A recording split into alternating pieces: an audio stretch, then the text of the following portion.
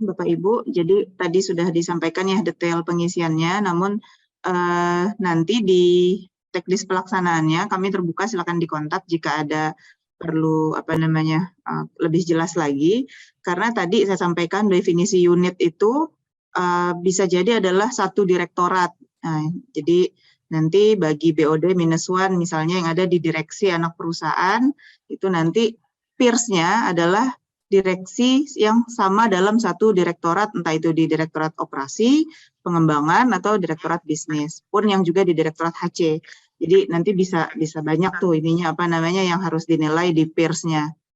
Kurang lebih seperti itu. Ya, ini ada pertanyaan dari Bu Truli, mungkin Mas Tri bisa. Ya, open. kami persilakan ke Bu Truli. Makasih Pak Tri.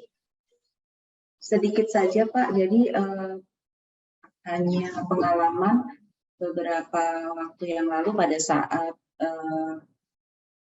survei perilaku ini akhlak ya, pengalaman saya pernah dapat peers yang harus saya nilai itu sama sekali tidak pernah bersinggungan di dalam pekerjaan, sehingga kan kita kesulitan ya menilai secara objektif yang bersangkutan. Nah, ini apakah kejadian ini akan terulang lagi, itu aja sih. Nah, mudah-mudahan nggak terulang lagi karena nanti kan hasilnya jadi bias ya Pak. Makasih.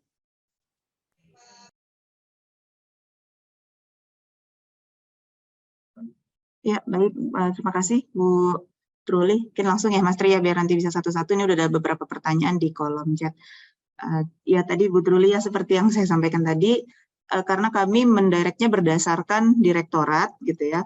Memang setelah kami kemarin sudah melakukan screening, memang ada, kami yakin gitu ya, masih ada beberapa yang tidak ada kenal gitu ya, apalagi sampai ke interaksi yang bisa mengukur perilaku. Itu kami sadari. Namun di survei ini kami membuka sebanyak-banyaknya bagi Bapak Ibu yang memang nanti dapat peers, terutama peers ya. Kalau atasan pasti sudah pastilah, sudah definitif. Bawahan pun mungkin sudah definitif. Nah, tinggal yang peers ini kami minta tolong gitu ya kepada Bapak Ibu, kami dorong untuk dilakukan pengisian sebanyak-banyaknya.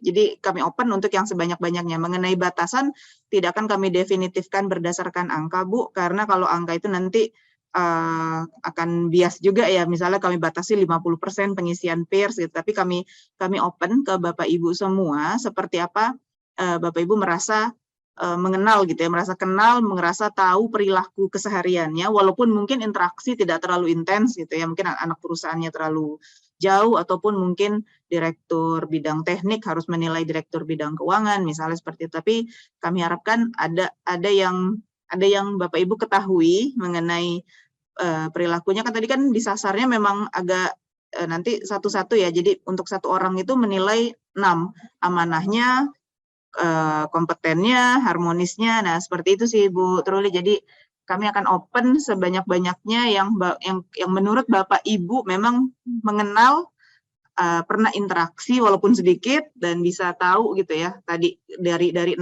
sasaran value akhlak. Kurang lebih seperti itu Bu Truli kalau mengenai batasan penilaian tadi. Itu kami sadari sih, karena kita akan sulit jika menilai perilaku yang kalau harus dibatasi berdasarkan angka gitu ya Bu ya. Terima kasih Bu Truli. Terima kasih Mbak April. Siap. Terima kasih Bu Truli atas pertanyaan dan terima kasih Mbak April telah berkenan menjawab. Baik, selanjutnya Pak Heri Ferdiansyah sudah raise hand ya dari GPB. Kami persilahkan kepada Pak Heri Ferdiansyah. Oke, baik Mas Tri. Tadi kan dari paparan yang disampaikan Mas Tri sempat ada itu ya, yang terkait untuk bisa melihat hasil dari hasil survei akhlak ya. Nah, tadi kan ada nilai yang misalkan dicontohkan ada yang 0 dan minus 100 ya. Itu kira-kira penyebabnya apa ya? Iya, baik. Izin menjawab Pak Heri Ferdiansyah. Jadi memang rumusnya Net Promoter Score ini itu yang 0 kalau ada yang menilai 0 sampai 6 maka itu dikategorikan sebagai pengurang, sebagai detraktor gitu ya, di track pengurang. Jadi rumusnya adalah yang menilai 9, total yang menilai 9 sampai 10 dikurangi sama total yang menilai 0 sampai 6 dibagi sama total keseluruhan yang menilai gitu, termasuk yang menilai pasif membaginya. Nah, angka negatif itu akan dimungkinkan muncul kalau misalnya jumlah detraktornya itu lebih besar daripada jumlah promoter. Seperti itu Pak Heri Ferdiansyah. Apakah Terima kasih. clear Pak Heri? Siap. Siap. Baik, selanjutnya ada pertanyaan di kolom chat ya dari Pak Ferry Subhan dari RO3 JMT. Apakah ada perubahan secara otomatis susunan atasan, bawahan, atau rekan bagi karyawan yang baru pindah? Baik, jawabannya ya, insya Allah Pak Ferry Subhan. Jadi Pak Ferry, jika karyawan itu telah mendapatkan surat yang berupa untuk talent mobility dari HCS, maka otomatis secara data sudah terupdate pada server di kantor pusat ya, di holding.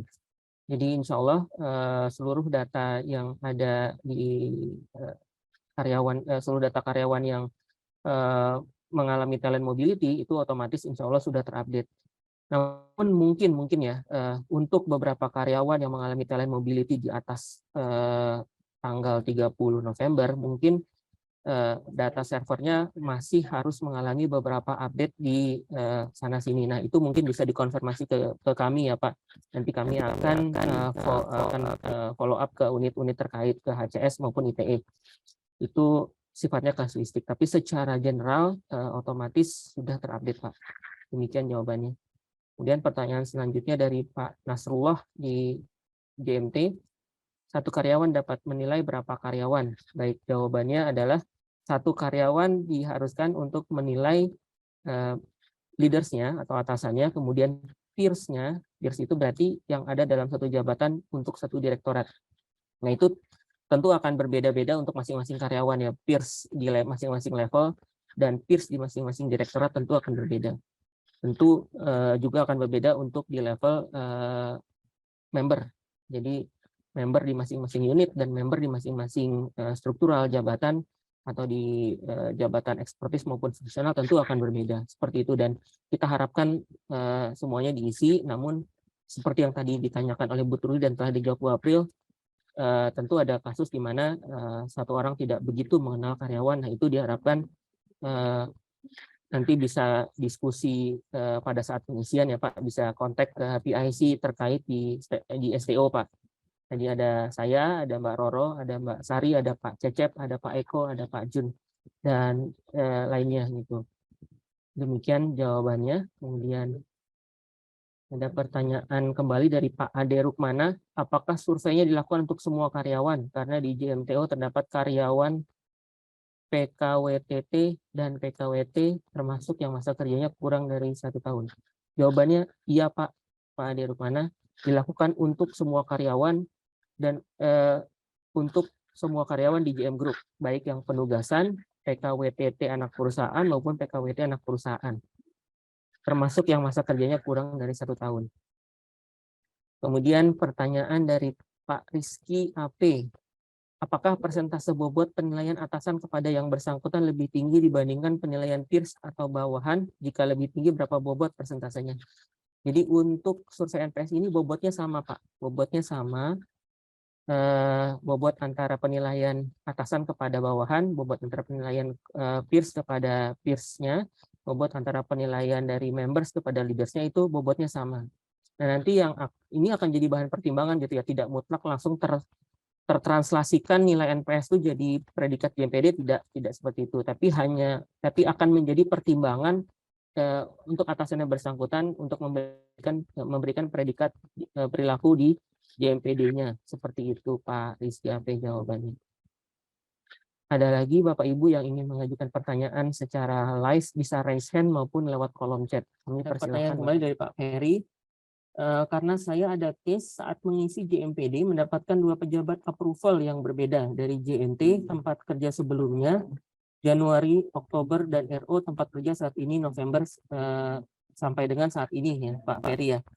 Memang untuk yang JMPD ini agak berbeda ya untuk work block ya, maksud Pak Ferry mungkin saya perjelas maksudnya ya. Jadi untuk work block itu memang kasusnya agak berbeda Pak dengan yang ini gitu. Tapi karena work block itu tetap dinilai juga work block dari tempat kerja sebelumnya, karena memang pekerjaan dari sebelumnya tetap harus mendapat penilaian gitu ya. Kemudian dari tempat kerja yang baru itu sudah dapat pekerjaan lagi, sudah dapat work block yang baru lagi, dan itu akan dinilai dua-duanya. Nah, memang untuk yang NPS ini gitu ya, mungkin secara personal atasan dari tempat kerja sebelumnya atau peers ataupun members dari tempat yang sebelumnya mungkin bisa memberikan rekomendasi gitu Pak, secara personal kepada atasan, kolega atau peers atau members di tempat yang baru untuk memberikan NPS-nya gitu. Jadi mungkin nanti peers Bapak atau atasan Bapak atau members Bapak di tempat yang baru mungkin nanti akan lewat via chat atau via phone call gitu ya, menghubungi rekan-rekan kerja di tempat yang lama untuk memberikan pertimbangan dalam memberikan NPS kepada karyawan yang bersangkutan, seperti itu Pak. Ada penilaian dari Pak Takat dari JNT. Apakah penilaian akhlak ini berpengaruh terhadap penghasilan karyawan? Dan jika berpengaruh, berapa persen pengurangan dari penghasilannya? Jawabannya tidak secara langsung ya. Jadi penghasilan karyawan itu terbagi dua Pak. Ada yang namanya foundational reward, itu adalah gaji yang setiap bulan diterima. Kemudian ada yang namanya motivational reward atau jasa produksi atau yang kita kenal dengan sebutan populer bonus. Nah, JMPM dan JMPD itu berpengaruh kepada bonus atau motivational reward. Dan penilaian akhlak ini hanya salah satu komponen penilaian dari JMPD. Masih ada JMPM yang dinilai, kemudian di JMPD pun masih ada result atau kinerja yang dinilai. Jadi secara tidak langsung mempengaruhi jumlah jasa produksi yang akan nanti diterima oleh masing-masing karyawan. Mungkin itu jawaban yang paling tepat Pak Takat.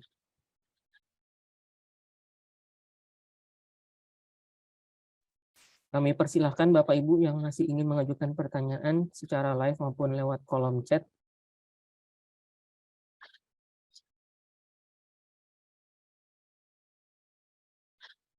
Baik, ada pertanyaan kembali dari JMTO. Pak Tri, nomor kontak yang bisa dihubungi apabila ada kendala, minta tolong ditampilkan lagi. Terima kasih. Baik Pak, nanti materinya akan kami share Pak. Akan kami share ya di akhir sesi akan kami share seluruhnya. Jadi bisa direview kembali. Di dalam materi tersebut ada nomor kontak yang bisa Bapak Ibu hubungi jika ada kendala teknis maupun non teknis terkait dengan pengisian survei selama tanggal pengisian ya, tanggal 19 sampai 23 Januari 19 sampai 23 Desember 2022. Silakan Bapak Ibu jika ada yang masih ingin mengajukan pertanyaan.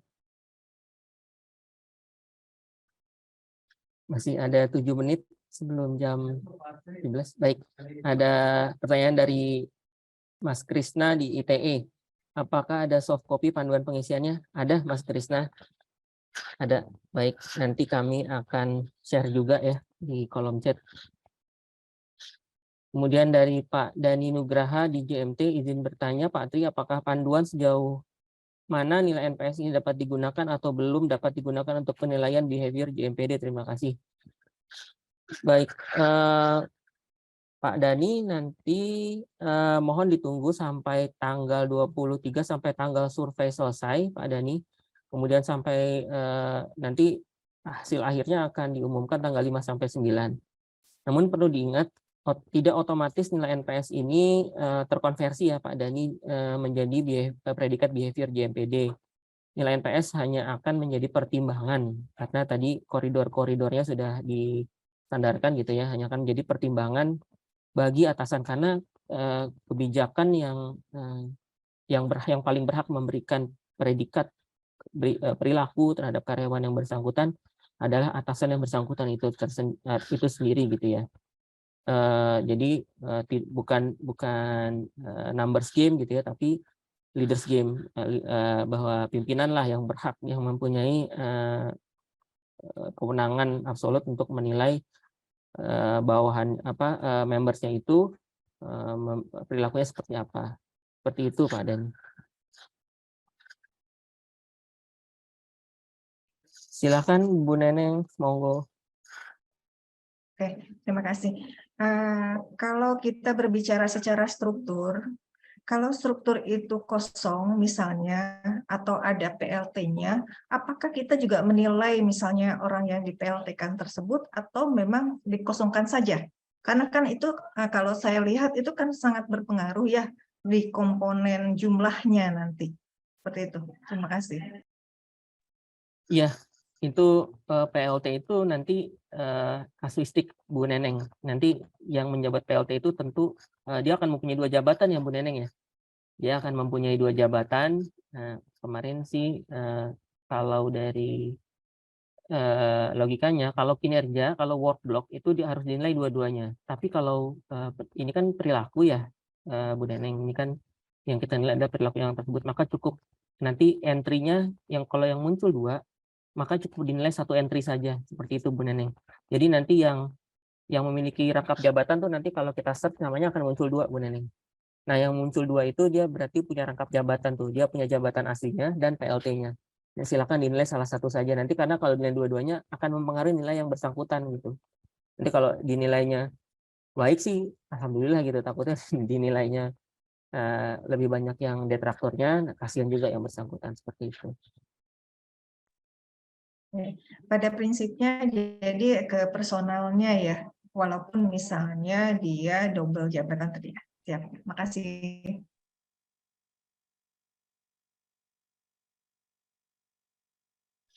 Silakan Bapak Ibu, masih ada 3 menit untuk mengajukan pertanyaan, bisa via kolom chat maupun langsung mengajukan pertanyaan secara live. Mungkin bisa raise hand dulu. Pesan dan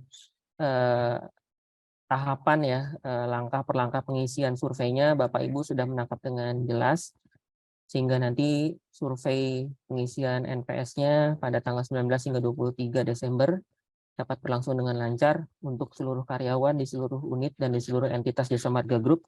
Kami sekali lagi mengucapkan banyak-banyak terima kasih kepada Bapak Ibu atas keluangan waktu yang telah disediakan oleh Bapak Ibu untuk menghadiri acara ini. Kami mohon maaf sebesar-besarnya jika ada kekurangan atau ada salah kata dalam penyampaian. Wassalamualaikum warahmatullahi wabarakatuh.